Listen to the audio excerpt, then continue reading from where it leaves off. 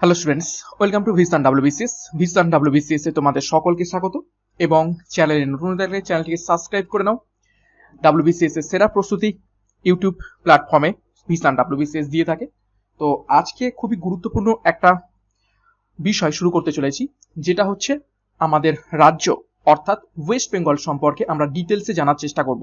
WBCS এ preliminary এবং men's দুটোতেই কিন্তু আমাদের নিজেদের রাজ্য অর্থাৎ ওয়েস্ট বেঙ্গল থেকে কিন্তু কিছু গুরুত্বপূর্ণ প্রশ্ন পরীক্ষায় আসে এবং সেইগুলো করতে গেলে কিন্তু আমাদের নিজেদের রাজ্যটাকে কিন্তু খুব ভালোভাবে জানতে হবে। তো আজকে থেকে এই সিরিজটা চলবে, প্রতিদিন সন্ধ্যাবেলা করে ক্লাসগুলো আসবে এবং দেখো এখানে ওই চ্যাপ্টার বলে দিয়েছি কতগুলো এই ওয়েস্ট বেঙ্গলের টপিকের উপর থেকে আমরা আলোচনা করব। একদম অল অ্যাবাউট ওয়েস্ট বেঙ্গল, আমাদের রাজ্য অর্থাৎ পশ্চিমবঙ্গ সম্পর্কে বিস্তারিত জানবো। নো ইয়োর স্টেটস, ঠিক আছে, আমাদের এই রাজ্য সম্পর্কে তোমাদের জানানোর চেষ্টা করব। এবং যদি আমরা রাজনৈতিক জিনিসগুলো ছেড়ে দিই, ঠিক আছে, রাজনৈতিক জিনিসগুলো যদি ছেড়ে দিই, এটা বাদ দিয়ে কিন্তু আমাদের রাজ্যকে নিয়ে গর্ব করার মতো অনেক কিছু রয়েছে। আমাদের পশ্চিমবঙ্গ রাজ্যটাকে নিয়ে গর্ব করার মতো অনেক কিছু রয়েছে। এবং তোমরা জানো পশ্চিমবঙ্গ রাজ্যটা এমনই একটা রাজ্য যেখানে যেখানে একটা দেশের মতো সমস্ত ধরনের কিন্তু বৈশিষ্ট্য রয়েছে। অর্থাৎ একটা দেশের মধ্যে যা যা বৈশিষ্ট্য থাকা দরকার আমাদের পশ্চিমবঙ্গ রাজ্যতেও কিন্তু সেই বৈশিষ্ট্য রয়েছে। এবং যখন আমরা ধীরে ধীরে প্রতিটা টপিক আলোচনা পড়বো ধীরে ধীরে আমাদের রাজ্যের ব্যাপারে, দেখবে সত্যি সত্যি মনে হবে যে আমাদের রাজ্যটা খুব সুন্দর, ঠিক আছে, আমাদের রাজ্যকে নিয়ে গর্ব করার মতো প্রচুর জিনিসপত্র রয়েছে। তো দেখো কতগুলো টপিক আমরা করব। Introduction of West Bengal geography, ঠিক আছে, অর্থাৎ প্রথমে আমরা ওয়েস্ট বেঙ্গল যেটা রয়েছে আমাদের নিজেদের রাজ্য, সেটার তার হিস্ট্রি দেখবো, কিভাবে রাজ্য এলো, ঠিক আছে, কিভাবে নামকরণ হয়েছে, সমস্ত বিস্তারিত আমরা ওয়েস্ট বেঙ্গলের হিস্ট্রি এবং জিওগ্রাফিটা দেখবো। তারপর দেখো ফিজিওগ্রাফি ডিভিশন, বিভিন্ন ডিস্ট্রিক্ট অফ ওয়েস্ট বেঙ্গল পড়বো সেকেন্ড ক্লাসে। থার্ড ক্লাসে দেখো রিভার অফ ওয়েস্ট বেঙ্গল, আমাদের রাজ্যের কি কি নদী রয়েছে সেগুলো দেখবো। তারপরে দেখো soil and climate of West Bengal দেখবো। তারপর মিনারেলস দেখবো, national park, wild life sanctuary কি কি রয়েছে, এগ্রিকালচার ইন ওয়েস্ট বেঙ্গল দেখবো, irrigation and hydro power project দেখবো, ট্রান্সপোর্ট সিস্টেম দেখবো এবং ওয়েস্ট বেঙ্গল সম্পর্কে কিছু বিস্তারিত বিবিধ প্রশ্ন উত্তর দেখবো। এবং শেষে সমস্ত টপিক হয়ে গেলে আমরা 300 প্রশ্ন উত্তর করে ফেলবো ওয়েস্ট বেঙ্গলের উপর থেকে। তো আজকে থেকে এই ক্লাসটা শুরু হচ্ছে, আমাদের নিজেদের রাজ্যটাকে জানার চেষ্টা করবো আমরা সকলে মিলে। খুবই গুরুত্বপূর্ণ এই ক্লাসগুলো হতে চলেছে আপকামিং ডাব্লিউবিসিএস এর জন্য এবং অন্যান্য এক্সামের জন্য কিন্তু অবশ্যই ইম্পর্টেন্ট, কেননা নিজেদের রাজ্যকে জানাটা খুবই প্রয়োজন আমাদের প্রত্যেককে। তো ক্লাসটা শুরু করার আগে একটা গুরুত্বপূর্ণ ঘোষণা। দেখো যারা ইংলিশটাকে একটু প্রবলেম ফেস করো, সেই জন্য তাদের ডাব্লিউবিসিএস 2022 ক্র্যাক গাইড বুক একটা বেঙ্গলি ভার্সনে বের করা হয়েছে ভিশন ডাব্লিউবিসিএস এর পক্ষ থেকে, যেখান থেকে তোমরা 10,000 প্রশ্ন উত্তর পাবে, ঠিক আছে, 9টা ইবুক একত্রিত পাবে। ডেসক্রিপশন বক্সের লিঙ্কটা দেওয়া রয়েছে, অলরেডি বহু সংখ্যক স্টুডেন্ট নিয়েছে, তোমরা এখনো যারা নাওনি নিয়ে নাও। এছাড়াও আমাদের 20,000 এমসিকিউ এবং প্রতিটা এমসিকিউর সাথে 20,000 এক্সপ্লেনেশন সহ একটা ইবুক লঞ্চ করেছে, যেখানে তোমরা 8খানা ইবুক একত্রিত পাবে এবং 50% অফ চলছে, ঠিক আছে। ডেসক্রিপশন বক্সে যাও এবং ডাব্লিউবিসিএস এর জন্য এই ইবুকগুলো কিন্তু খুবই গুরুত্বপূর্ণ। বিগত বছরে খুব ভালো রিভিউ পাওয়া গেছে, কেননা প্রচুর প্রশ্ন এখান থেকে কমন এসেছে। ওকে, তো শুরু করা যাক আজকের ক্লাস। আজকে আমরা করব প্রথম যে চ্যাপ্টারটা, introduction to West Bengal geography, অর্থাৎ আমাদের রাজ্যের পশ্চিমবঙ্গের যে জিওগ্রাফি ইতিহাস সেইটার ব্যাপারে কিন্তু বিস্তারিত আমরা আলোচনা করব। ওকে, দেখো প্রথম কি বলছে, ইন্ট্রোডাকশনটা আমরা দেখে নিই। দেখো West Bengal is one of the 36 constituent states or union territories of the Union of India lying in the eastern region of the country, অর্থাৎ ভারতবর্ষের কতগুলো 36টা রাজ্য এবং কেন্দ্রশাসিত অঞ্চল রয়েছে বর্তমানে। সেই 36টা রাজ্য এবং কেন্দ্রশাসিত অঞ্চলের মধ্য থেকে আমাদের ওয়েস্ট বেঙ্গল বা পশ্চিমবঙ্গ হলো একটা রাজ্য যেটা পূর্ব দিকে রয়েছে ভারতবর্ষে। নেক্সট দেখো, India's total landmass is divided into 28 states and 8 union territories. বর্তমানে আমাদের ভারতবর্ষটা 28টা রাজ্য এবং 8খানা কেন্দ্রশাসিত অঞ্চলে বিভক্ত রয়েছে।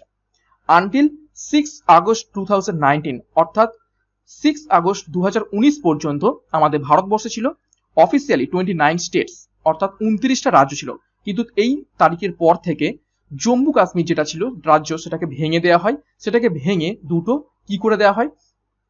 করে দেওয়া হয়েছে ইউনিয়ন টেরিটরি। তো দেখো, however that number now has decreased, যদিও এই 29 নাম্বারটা এখন কমে গিয়েছে, by 1 make 28 states after Jammu Kashmir was granted the status of a union territory with its own legislature.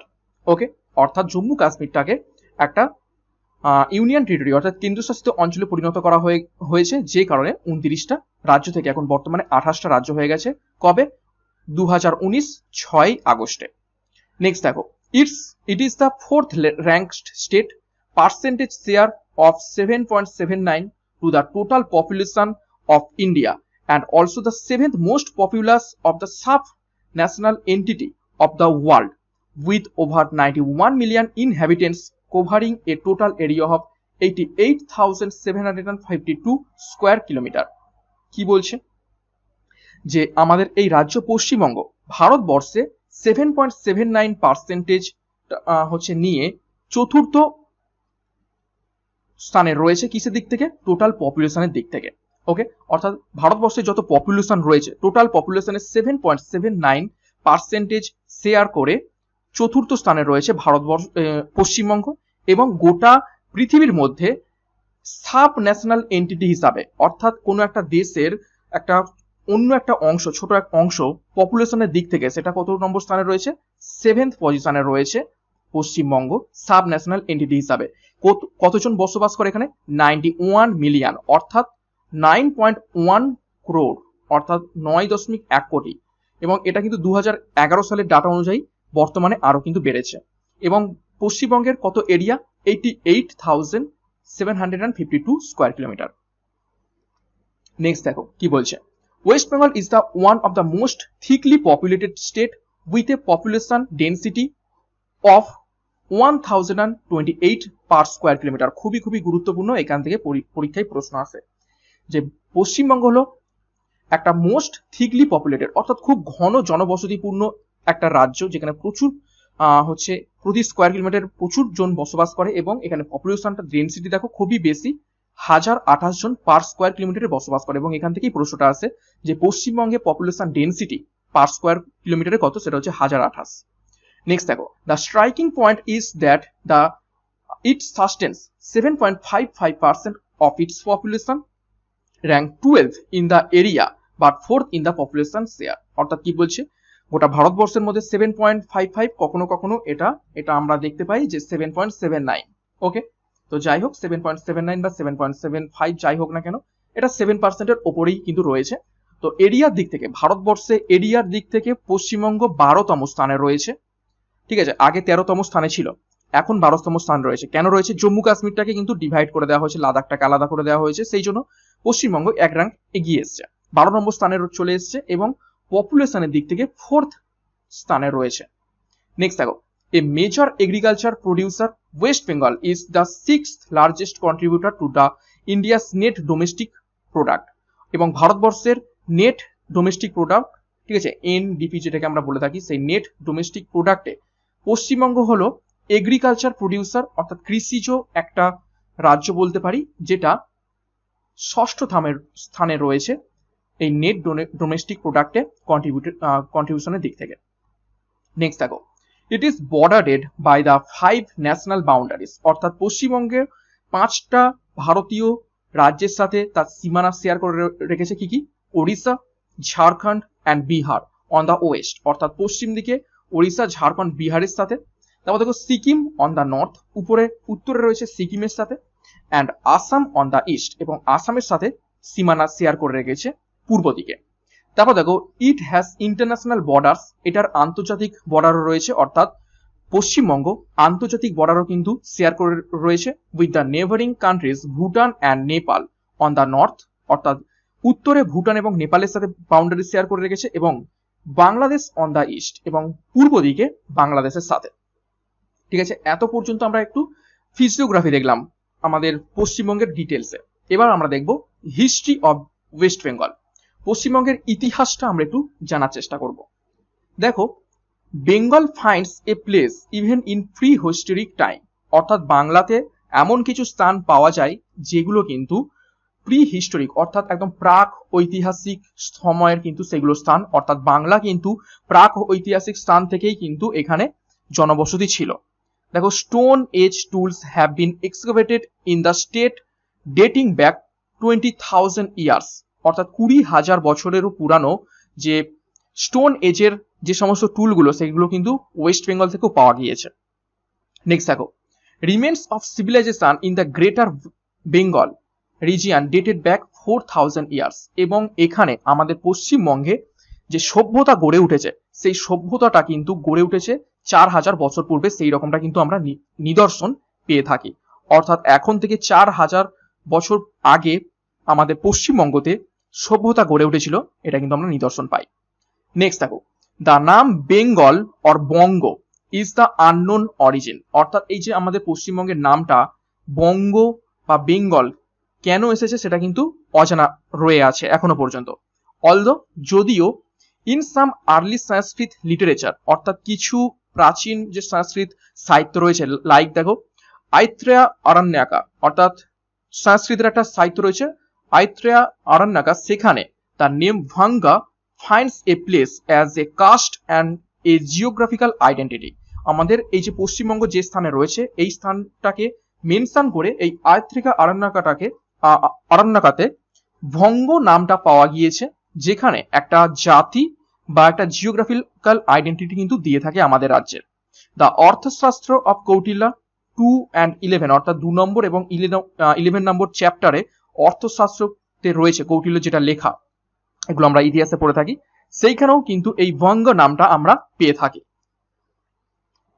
তো আমরা আমাদের রাজ্যের কিভাবে নাম এসছে সেটা দেখলাম। দেখো, the word might have been derived from Sanskrit word Vanga, এবং এই যে পশ্চিমবঙ্গের নামটা বঙ্গ বা বাংলা নামটা কিন্তু এসছে এই সংস্কৃত ওয়ার্ড ভঙ্গা থেকে।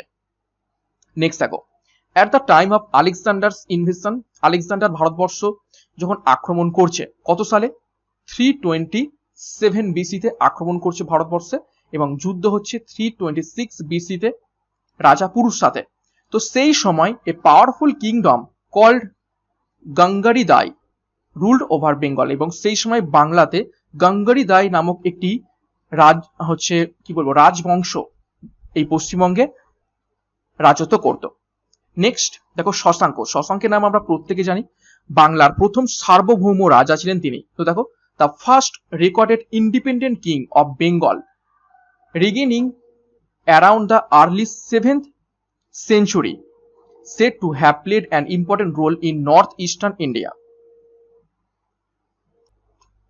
অর্থাৎ সপ্তম শতকে, ঠিক আছে, সপ্তম শতকে শশাঙ্ক যিনি ছিলেন বাংলার প্রথম সার্বভৌম রাজা, তিনি উত্তর ভারতে, ঠিক আছে, নর্থ ইস্টার্ন উত্তর পূর্ব ভারতে, অর্থাৎ এখন যেখানে বঙ্গ রয়েছে সেইখানে কিন্তু তিনি রাজত্ব করতেন। এবং আরেকটা জিনিস, প্রত্যেক বছর একটা ঘটনা নিয়ে বা একটা জিনিস নিয়ে প্রত্যেকের মধ্যে একটা দ্বন্দ্ব লেগে থাকে যে বেঙ্গলি ক্যালেন্ডার কে ইন্ট্রোডিউস করেছে, সেটা অবশ্যই শশাঙ্ক, ঠিক আছে, সেটাকে পরে মডিফাইড করেছিলেন আকবর, ঠিক আছে। তো বেঙ্গলি ক্যালেন্ডার এবং নববর্ষ সর্বপ্রথম চালু করেছিলেন শশাঙ্ক, সেই রকমটাই আমরা রেকর্ড পেয়ে থাকি। এবং পরবর্তীকালে বিভিন্ন ট্যাক্স কালেকশনের জন্য আকবর সেটাকে কিছুটা মডিফাই করেছিলেন। তো চালু করেছিলেন শশাঙ্ক, কিন্তু পপুলার করেছিলেন কে, আকবর।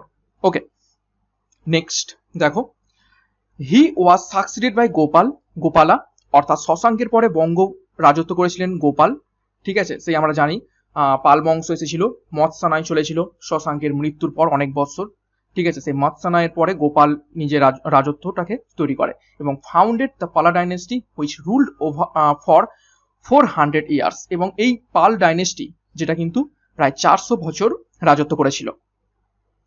নেক্সট দেখো, the Pala dynasty was followed by Sena dynasty, এবং পাল বংশের পরে পশ্চিমবঙ্গে রাজত্ব করেছিল সেন বংশ, which was ended by occasional invasion of Muslim raiders during 13th century, এবং 13 শতক পর্যন্ত বিভিন্ন বিদেশি আক্রমণের মাধ্যমে এবং মুসলিম আক্রমণের মাধ্যমে এই সেনা ডাইনেস্টি ধ্বংস হয়ে যায়।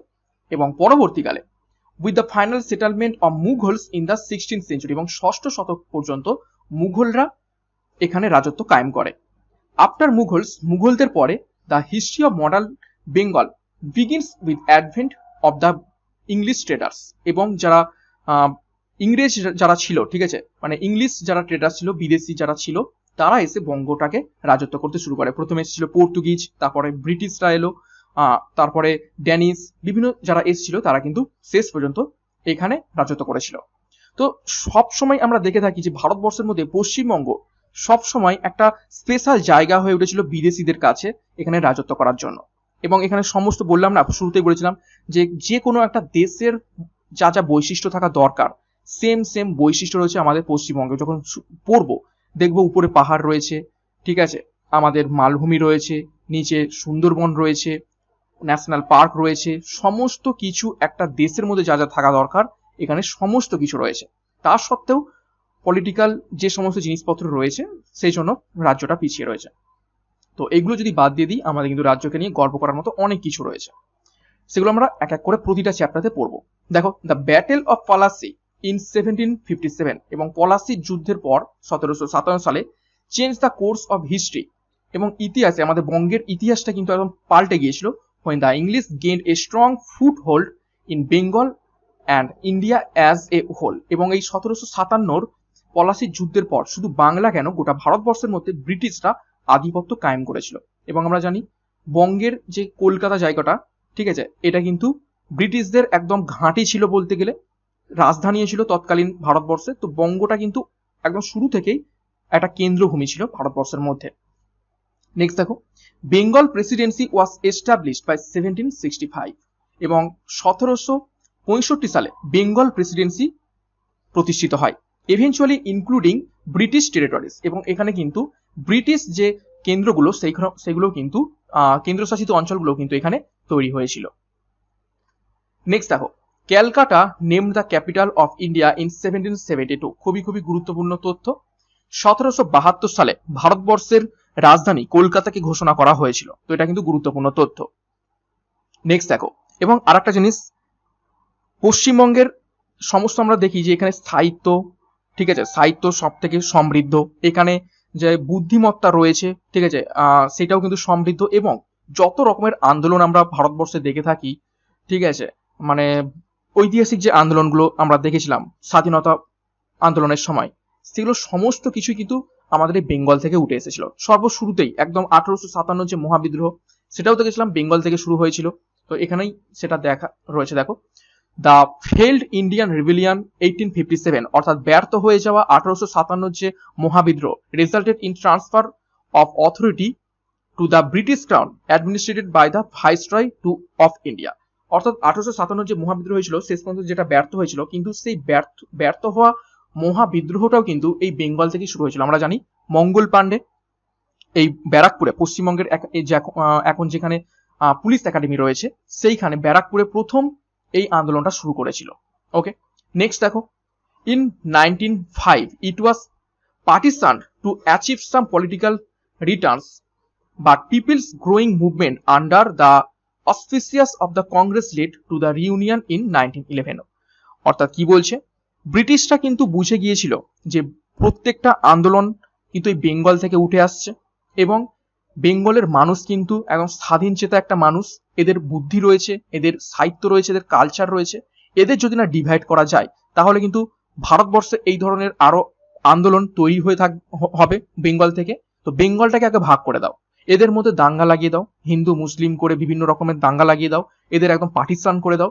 তো দেখো 1905 সালে আমাদের যে বাংলা সেটা কিন্তু ভাগ হয়ে গিয়েছিল, বঙ্গভঙ্গ হয়েছিল, এবং সেই বঙ্গভঙ্গটাকে পরবর্তীকালে 1911-তে রোধ করা হয়েছিল। এবং ব্রিটিশরা বুঝেই গিয়েছিল যে বেঙ্গলটাকে কায়দা না করতে পারলে ওদের কিন্তু আর রাজত্ব করা সম্ভব নয়, যে কারণে ক্যালকাটা থেকে কলকাতা থেকে রাজধানীটাকেও কিন্তু তারা সরিয়ে নিয়ে গেল। 1911 সালে কলকাতা থেকে রাজধানী দিল্লিতে ট্রান্সফার করছে ব্রিটিশরা। দেখো, the failed attempt to partition Bengal has consequence of shifting the capital of India from Calcutta to Delhi. এবং যখন বঙ্গভঙ্গটা ব্যর্থ হলো, 1911 সালে রোধ হয়ে গেল, তখন কিন্তু কলকাতা থেকে রাজধানীটাকে দিল্লিতে স্থানান্তরিত করে নিয়ে গেল এই সব কারণে। ওকে, তো এগুলো আমাদের প্রাচীন সব যেগুলো ন্যাশনাল মুভমেন্ট রয়েছে সেগুলো কিন্তু গর্বেরই ব্যাপার, সমস্ত কিছু এই বাংলা থেকেই কিন্তু শুরু হয়েছিল। নেক্সট দেখো কি বলছে, this triggered off the hectic movement for freedom which culminated in independence in 1947 and partition. এবং এই যে ট্রান্সফারটাই, এটাই এইখান থেকে কিন্তু একটা স্বাধীনতা মুভমেন্ট কিন্তু শুরু হয়ে গিয়েছিল, যেটা চলেছিল 1947 পর্যন্ত, যতক্ষণ না দেশ ভাগ হচ্ছে ততদিন পর্যন্ত। তারপর দেখো, আফটার 1947, 1947 সালের পরে, অর্থাৎ দেশ স্বাধীন হওয়ার পর, the merger of native princely state began which ended with final recognition in 1956 as per recommendation of State Recognition Act 1956 when some Bengali speaking areas of neighboring state Bihar were transferred to West Bengal in the form of district of Purulia। কি বলছে যে 1947 সাল অর্থাৎ স্বাধীনতার পরে যারা বাংলায় কথা বলে সেই সমস্ত বঙ্গভাষী বা বাংলা ভাষী জায়গাগুলোকে একত্রিত করা হয়, আশপাশের বাংলার জায়গাগুলোকে একত্রিত করে 1956 সালে যে স্টেট রেকগনাইজেশন অ্যাক্ট এসেছিল সেইটা অনুযায়ী এবং বিহারের কিছু বাংলাভাষী স্থানগুলোকে নিয়ে পুরুলিয়া ডিস্ট্রিক্ট করে এখন বর্তমানে যে রাজ্যটা তৈরি করা হয়েছে সেটাকে কিন্তু বানানো হয়েছে। ওকে, নেক্সট দেখো জিওগ্রাফি অফ বেঙ্গল। এতক্ষণ আমরা ইতিহাসটা দেখলাম বাংলার, এবার আমরা দেখবো জিওগ্রাফি অফ বেঙ্গল, অর্থাৎ ওয়েস্ট বেঙ্গল কত থেকে কত দূর পর্যন্ত বিস্তৃত, কোথায় কি রয়েছে ওয়েস্ট বেঙ্গলে সেগুলো এক এক করে দেখে নেবো। দেখো lying on the eastern reason of the country, ঠিক আছে, অর্থাৎ ভারতবর্ষের পূর্ব দিকে অবস্থিত রয়েছে ওয়েস্ট বেঙ্গল বা আমাদের রাজ্য Paschimbanga. The geographical location boundary of the state extend between latitude 21 degree 38 minute and 27 degree 10 minute north। অর্থাৎ আমাদের যে পশ্চিমবঙ্গ রাজ্যটা রয়েছে তার ল্যাটিটিউড অর্থাৎ অক্ষাংশ কত 21 ডিগ্রি 38 মিনিট থেকে 27 ডিগ্রি 10 মিনিট নর্থ। এটা কিন্তু খুবই খুবই গুরুত্বপূর্ণ। এবং লঙ্গিটিউড দাঘ্রিমা কত 85 degree 50 minute to 89 degree 50 minute east. The head of the bay of Bengal, এবং এটা অবস্থিত রয়েছে বঙ্গোপসাগরের উপরে বা মাথায় একদম অবস্থিত রয়েছে পশ্চিমবঙ্গ। নেক্সট দেখো অন দ্য নর্থ, উত্তরে the great Himalayas stand guard with rampart like segment up to 800 foot. এবং পশ্চিমবঙ্গের উত্তরে হিমালয় পর্বত দাঁড়িয়ে রয়েছে একদম গার্ডের মতো 800 ফুট উচ্চতা বিশিষ্ট, অর্থাৎ যতটুকু হিমালয় রিজিয়ন পশ্চিমবঙ্গে পড়েছে আমাদের সেটার উচ্চতা কত 800 ফুট পর্যন্ত। নেক্সট দেখো the entire Bengal basin is the part of the great Indian shield. এবং আমাদের যে পশ্চিমবঙ্গের যে বেসিনটা রয়েছে সেটা কিন্তু গোটা ভারতবর্ষের শিল্ডের মতো কাজ করে, which approximately to the east of longitude 87 east, এবং যেটার অবস্থান 87 যে দাঘ্রিমাংশ রয়েছে পূর্ব দিকে সেইটার পর্যন্ত। Where it disappears below the blanket of Gangetic alluvium, এবং যেখানে ওই গ্যাংগেটিক অ্যালুভিয়ামটা কি বলবো মিশে যাচ্ছে। ওকে, তো এটা একটা ইম্পর্টেন্ট তথ্য এখান থেকে জানলাম। নেক্সট দেখো important facts about West Bengal. Paschimbanga সম্পর্কিত কিছু গুরুত্বপূর্ণ এবং আকর্ষণীয় ফ্যাক্টস আমরা জানার চেষ্টা করব, একদম পয়েন্ট পয়েন্ট হিসাবে দেওয়া হয়েছে, খুবই গুরুত্বপূর্ণ, পুরোটা দেখবে। দেখো ক্যাপিটাল অ্যান্ড মেজর সিটিজ, পশ্চিমবঙ্গের গুরুত্বপূর্ণ কিছু শহর এবং ক্যাপিটাল দেখে নেবো। ক্যাপিটাল কোনটা? কলকাতা, এটা হচ্ছে ক্যাপিটাল, রাজধানী কলকাতা। দার্জিলিং এবং হাওড়া গুরুত্বপূর্ণ শহর। ডিস্ট্রিক্টস কটা রয়েছে পরীক্ষায় আসে 23, অর্থাৎ 23টা বর্তমানে জেলা রয়েছে।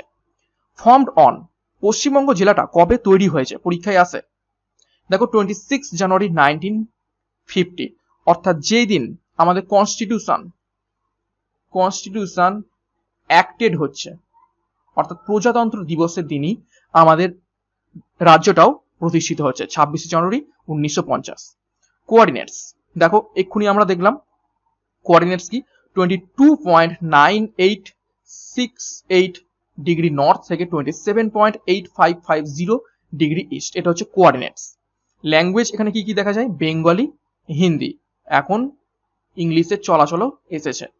Next known for or as, অর্থাৎ আমাদের এই যে রাজ্যটাকে কি হিসাবে জানা যায়, দেখো larger producer of rice in India, গোটা ভারতবর্ষের মধ্যে সব থেকে বেশি পরিমাণে ধান উৎপাদন করে থাকে পশ্চিমবঙ্গ, এবং বর্ধমানকে সেই জন্য কি বলা হয় ধানের ভান্ডার, বর্ধমানে সব থেকে বেশি পরিমাণে ধান উৎপন্ন হয় গোটা ভারতবর্ষের মধ্যে। তো এইটা কিন্তু খুবই খুবই গুরুত্বপূর্ণ, larger producer of rice in India is West Bengal. এবং দেখো second longest international border among Indian states, অর্থাৎ ইন্ডিয়ান স্টেটসদের মধ্য থেকে সেকেন্ড লংগেস্ট ইন্টারন্যাশনাল বর্ডার কিন্তু পশ্চিমবঙ্গের কাছেই রয়েছে। ওকে, নেক্সট ন্যাচারাল ভেজিটেশন, আমাদের এখানে যে বনভূমি সেটা সাধারণত কি দেখা যায়, সেটা হচ্ছে ট্রপিক্যাল ড্রাই ময়েস্ট ডেসিডিয়াস, ঠিক আছে, ট্রপিক্যাল ড্রাই ময়েস্ট ডেসিডিয়াস বনভূমি এই পশ্চিমবঙ্গে দেখা যায়। এটা কিন্তু গুরুত্বপূর্ণ, পরীক্ষায় এসে থাকে যে পশ্চিমবঙ্গে কি ধরনের ভেজিটেশন দেখতে পাওয়া যায়, সেটা হচ্ছে ট্রপিক্যাল ড্রাই ময়েস্ট ডেসিডুয়াস বনভূমি দেখতে পাওয়া যায়। নেক্সট দেখো মেজর রিভার্স, পশ্চিমবঙ্গের গুরুত্বপূর্ণ নদীগুলো কোনটা, সব থেকে গুরুত্বপূর্ণ যেটা আমরা জানি গঙ্গা, ইন 4 ডিস্ট্রিক্টস গঙ্গা প্রবাহিত হয়েছে 4টে জেলার মধ্যে থেকে, এবং আমি যেখানে বসবাস করি, ঠিক আছে, সাউথ 24 পরগনা, একদম গঙ্গার পাশেই কিন্তু আমার মানে কি বলবো, আমি থাকি। বাড়ি থেকে 10 মিনিট, জাস্ট 10 মিনিট আমি সাইকেলে করে প্রায় মাঝে সাঝে ঘুরতে বেরোই হুগলি নদীর তীরে। তো গঙ্গা 4টে ডিস্ট্রিক্টের উপর থেকে গেছে। তারপরে রয়েছে দেখো Bhagirathi Hooghly, heart and soul of Bengal. এই হুগলির পাশেই কিন্তু আমি থাকি। একই নদী, যেহেতু গঙ্গা, হুগলি, ভাগীরথী সব একই নদী, শুধু জায়গা অনুযায়ী নামগুলো আলাদা। নেক্সট দেখো তিস্তা ফ্রম জেমু গ্লাসিয়ার, এবং তিস্তা নদী উত্তরবঙ্গে, যেটা গুরুত্বপূর্ণ একটা নদী। এছাড়াও আরো অনেক নদী রয়েছে যেগুলো গুরুত্বপূর্ণ, অজয়, কংসাবতী, দামোদর, এই সমস্ত নদী কিন্তু আমাদের রাজ্যের গুরুত্বপূর্ণ নদী। নেক্সট দেখো মেজর আর্ট ফর্মস, অর্থাৎ পশ্চিমবঙ্গে কি কি শিল্প বা আর্ট ফর্ম আমরা দেখতে পেয়ে থাকি। এখানে আর্ট ফর্ম বলতে শিল্প বলাটা ভুল, এখানে বলতে হবে সংস্কৃতি, কালচার কি কি আমরা দেখতে পাই। দেখো ড্যান্সের দিক থেকে ছৌ ড্যান্স, একদম বিশ্ববিখ্যাত ছৌ ড্যান্স আমাদের পশ্চিমবঙ্গের একদম গর্ব বলা যেতে পারে। টুসু দেখতে পাওয়া যায়, তারপর ভাদুরিয়া স্টাইলে দেখতে পাওয়া যায়, টুসু ভাদু আমরা যেগুলো দেখে থাকি সেগুলো দেখতে পাই। ঝুমুর নাচ দেখতে পাই, তারপর দেখো আসারিয়া, ঝুমুর, রাইবেসা, এইগুলো আমরা দেখতে পেয়ে থাকি। এবং মিউজিক কি, দেখো বিষ্ণুপুর ঘরানার মিউজিক আমরা আমাদের রাজ্যে দেখতে পাই, এবং সব থেকে গুরুত্বপূর্ণ প্রত্যেকের, ঠিক আছে, আনন্দে, দুঃখে, হাসিতে, খুশিতে, মেলাতে, উৎসবে যেটা সব থেকে আমরা বেশি বাজিয়ে থাকি সেটা হচ্ছে রবীন্দ্রসঙ্গীত। বিশ্বকবি রবীন্দ্রনাথের জন্মস্থান এখানে, এবং ভারতবর্ষের যে 5খানা নোবেলিস্ট, সেটাও কিন্তু 5টাই গেছে আমাদের রাজ্য থেকে, ঠিক আছে। এখানেই থাকাকালীন, কিন্তু এই পশ্চিমবঙ্গে থাকাকালীনই কিন্তু তারা প্রত্যেকে নোবেল পুরস্কার পেয়েছে। সে অভিজিৎ বন্দ্যোপাধ্যায় হোক, অমর্ত্য সেন হোক, মাদার টেরেসা হোক, ঠিক আছে, ইভেন যিনি ম্যালেরিয়ার চিকিৎসার যে আবিষ্কার করেছেন রোনাল্ড রস, তিনিও এসএসকেমে তিনি চিকিৎসা করতেন, সেইখান থেকেই কিন্তু ম্যালেরিয়ার ঔষধ নয়, ওই মশার জীবন বাহিকাটা আবিষ্কার করে কিন্তু নোবেল পেয়েছিলেন। তো সমস্ত কিছুই কিন্তু ভারতবর্ষের যে কটা নোবেল গেছে সবগুলোই আমাদের এই রাজ্য থেকেই কিন্তু গেছে। ওকে, তো গর্ব করার মতো প্রচুর জিনিস রয়েছে। নেক্সট দেখো ইন্ডাস্ট্রি, এবং রবীন্দ্রনাথ অবশ্যই তিনি নোবেল পুরস্কার পেয়েছেন, প্রথম সাহিত্য নোবেল পুরস্কার রবীন্দ্রনাথ ঠাকুর, তিনিও পশ্চিমবঙ্গেরই মানুষ। ইন্ডাস্ট্রি, শিল্প দেখা যাক।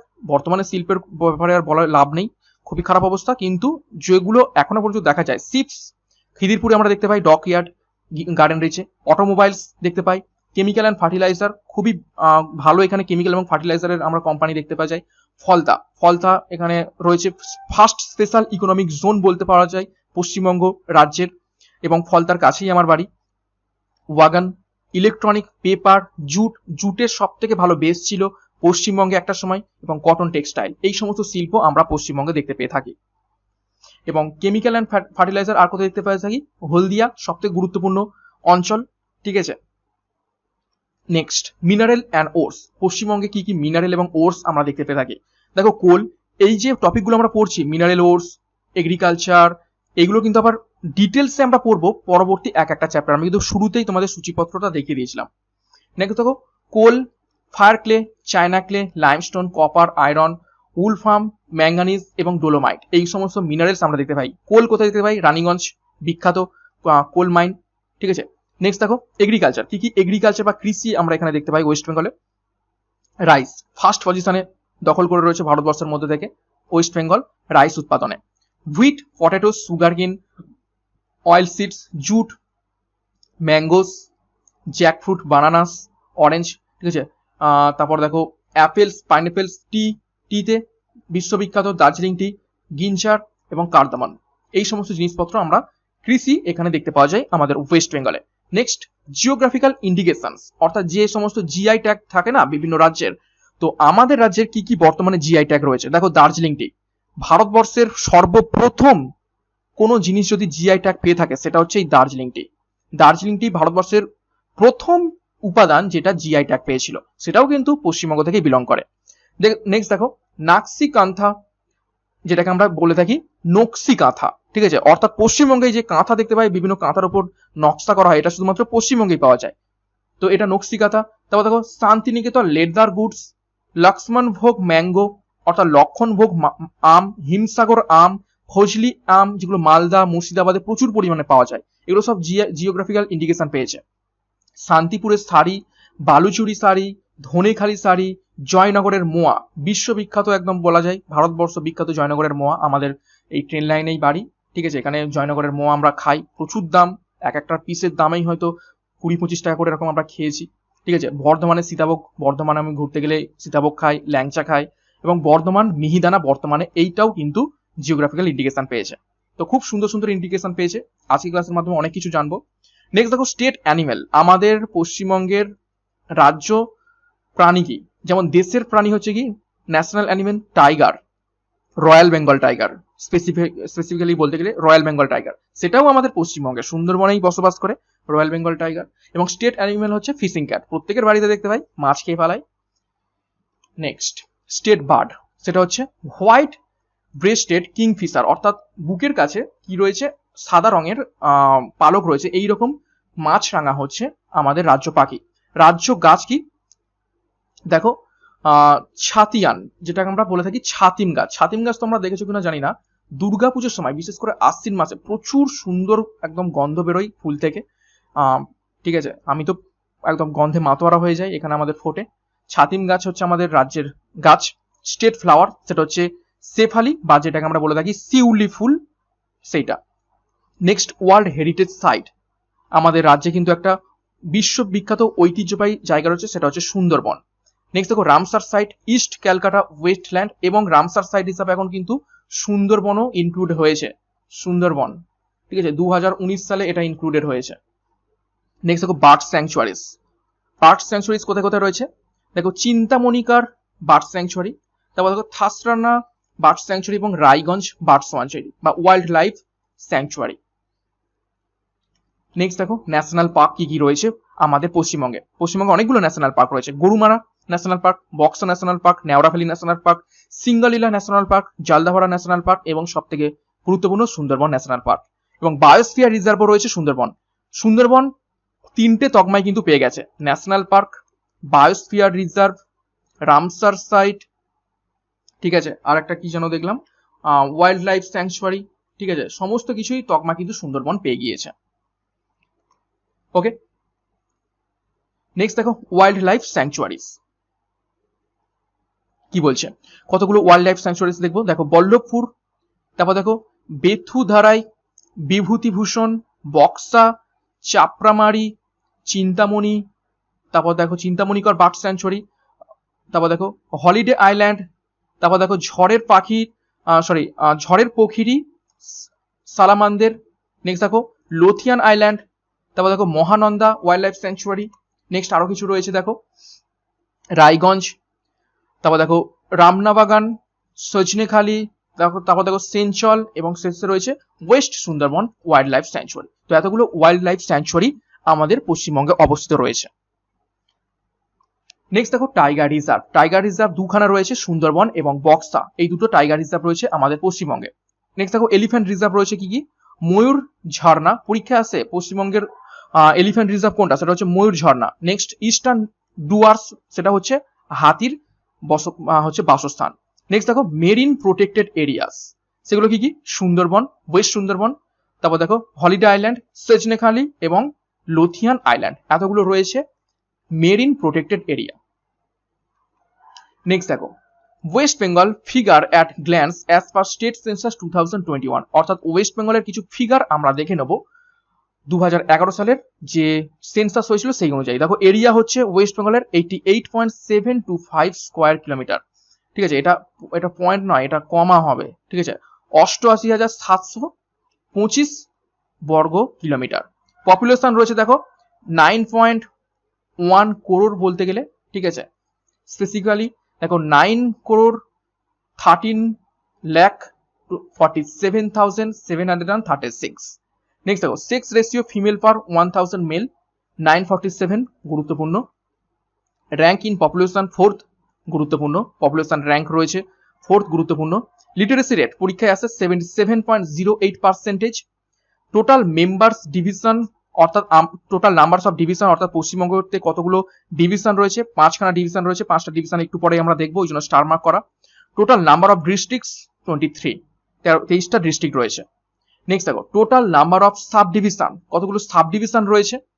ঠিক আছে, অর্থাৎ এসডিও অফিস যেগুলো তোমরা বলতে পারো, তো সাব ডিভিশনাল অফিস রয়েছে 66টি।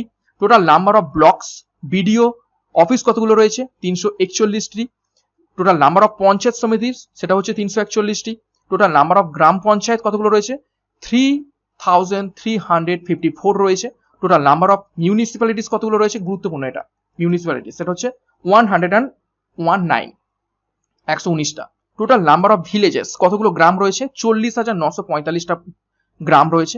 Total number of inhabited villages সেটা হচ্ছে অর্থাৎ যেখানে বসতি ভালোভাবে রয়েছে সেই রকম গ্রাম রয়েছে 37,945টা। এবং টোটাল নাম্বার অফ টাউনস কতগুলো শহর রয়েছে? সেটা হচ্ছে 375টি। নেক্সট দেখো কি বলছে, total number of statutory town সেটা হচ্ছে 123টি। Total number of municipal corporation খুবই গুরুত্বপূর্ণ, পরীক্ষা এসে থাকে, কতগুলো মিউনিসিপাল কর্পোরেশন রয়েছে ওয়েস্ট বেঙ্গলে? সেটা হচ্ছে 7টা। এবং total number of notified area সেটা হচ্ছে 2টো, সেটা হচ্ছে দেখো কুপার্স ক্যাম্প অ্যান্ড তেহেরপুর, এই দুটো হচ্ছে নোটিফাইড এরিয়াস। এইবার দেখো যে আমরা বলেছিলাম না যে 5খানা ডিভিশন রয়েছে, দেখো a group of district forms a division, অর্থাৎ কিছু সংখ্যক জেলাকে একত্রিতে বলা হয় division, which is a administered by divisional commissioner, যার হেডে থাকেন divisional commissioner. West Bengal is now divided into 23 district, পশ্চিমবঙ্গ 23টি জেলাতে বিভক্ত এবং গ্রুপড আন্ডার 5 ডিভিশন, এবং এই 23টি ডিস্ট্রিক্টকে আলাদা ভাবে মার্চ করে 5টা ডিভিশনে ভাগ করা হয়েছে। তো সেই 5টা ডিভিশন কি কি দেখে নিই। দেখো প্রথম রয়েছে বর্ধমান ডিভিশন, এখানে 4টে জেলাকে একত্রিত রাখা হয়েছে, হুগলি, পূর্ব বর্ধমান, পশ্চিম বর্ধমান এবং বীরভূম। নেক্সট যে ডিভিশন রয়েছে সেটা হচ্ছে মালদা ডিভিশন, এখানেও 4টে জেলা রাখা হয়েছে, মালদা, উত্তর দিনাজপুর, দক্ষিণ দিনাজপুর, মুর্শিদাবাদ জেলা। নেক্সট রয়েছে জলপাইগুড়ি ডিভিশন, এখানে 5খানা জেলা রয়েছে, আলিপুরদুয়ার, কোচবিহার, দার্জিলিং, জলপাইগুড়ি এবং কালিম্পং। নেক্সট দেখো প্রেসিডেন্সি ডিভিশন, সেখানে রয়েছে দেখো হাওড়া, কলকাতা, নদিয়া ডিস্ট্রিক্ট এবং নর্থ 24 পরগনা এবং সাউথ 24 পরগনা। এবং শেষ যেটা 5 নম্বর ডিভিশন রয়েছে সেটা হচ্ছে মিদনাপুর ডিভিশন, এখানে 5খানা জেলা রয়েছে, পূর্ব মেদিনীপুর, পশ্চিম মেদিনীপুর, ঝাড়গ্রাম, পুরুলিয়া এবং বাঁকুড়া। ঠিক আছে, তো এই 5টা তোমাদের ডিভিশন এবং কোন ডিভিশনে কোন জেলা রয়েছে সেগুলো আমরা ডিটেলসে দেখে নিলাম। এখানে পশ্চিমবঙ্গের ম্যাপ এবং কোথায় কোন জেলার অবস্থান ডিটেলস এখানে ছবিটা দেওয়া রয়েছে। ওকে, নাম্বারিং করে 1 নম্বর এইটা হচ্ছে দার্জিলিং, 2 নম্বর এটা হচ্ছে জলপাইগুড়ি। ঠিক আছে, এইভাবে কিন্তু সুন্দরভাবে সাজানো হয়েছে। এবং এই সোর্সটা কোথা থেকে নেওয়া হয়েছে? censusindia.net থেকে এই সোর্সগুলো এখান থেকে নেওয়া হয়েছে। ওকে, নেক্সট দেখো municipal corporation in West Bengal, আমরা দেখলাম যে 7খানা মিউনিসিপাল কর্পোরেশন আমাদের পশ্চিমবঙ্গে রয়েছে, সেগুলো একবার দেখে নিই। 1 নম্বর, এগুলো এত ডিটেলসে দেখার দরকার নেই, জাস্ট নামগুলো দেখে নাও। 1 নম্বরে রয়েছে কলকাতা, 2 নম্বরে রয়েছে আসানসোল, 3 নম্বরে রয়েছে হাওড়া, 4 নম্বরে রয়েছে দুর্গাপুর, 5 নম্বরে রয়েছে শিলিগুড়ি, 6 নম্বরে রয়েছে বিধাননগর, 7 নম্বরে রয়েছে চন্দননগর। তো এই 7খানা রয়েছে মিউনিসিপাল কর্পোরেশন। ওকে, তো আজকের ক্লাসটা এই পর্যন্ত ছিল। সম্পূর্ণ ওয়েস্ট বেঙ্গলের আমরা ইন্ট্রোডাকশনটা আজকে শুধু করলাম। ঠিক আছে, ইন্ট্রোডাকশনটা আজকে আমরা শুধু করলাম। ঠিক আছে, ইন্ট্রোডাকশনটা শুধু করলাম। নেক্সট দিন থেকে একদম ডিটেলসে আমরা ঢুকবো আরো ওয়েস্ট বেঙ্গলের সম্পর্কে জানার জন্য। এবং আমি বলেছিলাম খুব সুন্দরভাবে ক্লাসগুলো হবে প্রতিদিন, প্রত্যেকটা টপিক আমি শুরুতেই একদম যে সূচিপত্র দিয়ে দিয়েছি, সূচিপত্রটা তোমরা দেখে নেবে, সেইখান থেকে ধরে আমি প্রতিদিন ক্লাসগুলো করাবো। ওকে, তো আজকে ক্লাসটা কেমন লেগেছে অবশ্যই তোমরা একটু কমেন্ট করে জানিও, লাইক করো।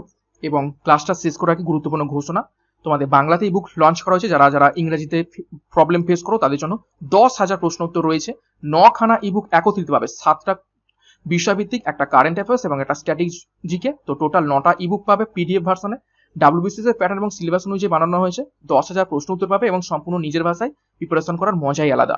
ডিসক্রিপশন বক্সের লিঙ্ক দেওয়া রয়েছে, অলরেডি বহু সংখ্যক স্টুডেন্ট নিয়ে নিয়েছে, যারা এখনো নাওনি তারা কিন্তু নিয়ে নাও।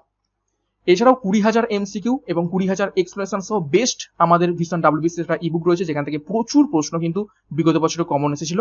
50% অফ চলছে, তোমরা সেটা নিয়ে নাও ডিসক্রিপশন বক্স থেকে। বহু সংখ্যক স্টুডেন্ট কিন্তু রিভিউ দিয়েছে, খুব ভালো এখান থেকে কমন এসেছিল। তো আজকে ক্লাসটা পুরোটা দেখার জন্য প্রত্যেককে থ্যাঙ্কস। লাইক এবং কমেন্ট করবে তোমাদের কেমন লেগেছে ক্লাসটা, এবং চ্যানেলে নতুন দেখলে চ্যানেলটিকে একটা সাবস্ক্রাইব করে নাও। তো আজকের মতো এখানেই শেষ করলাম, বাই।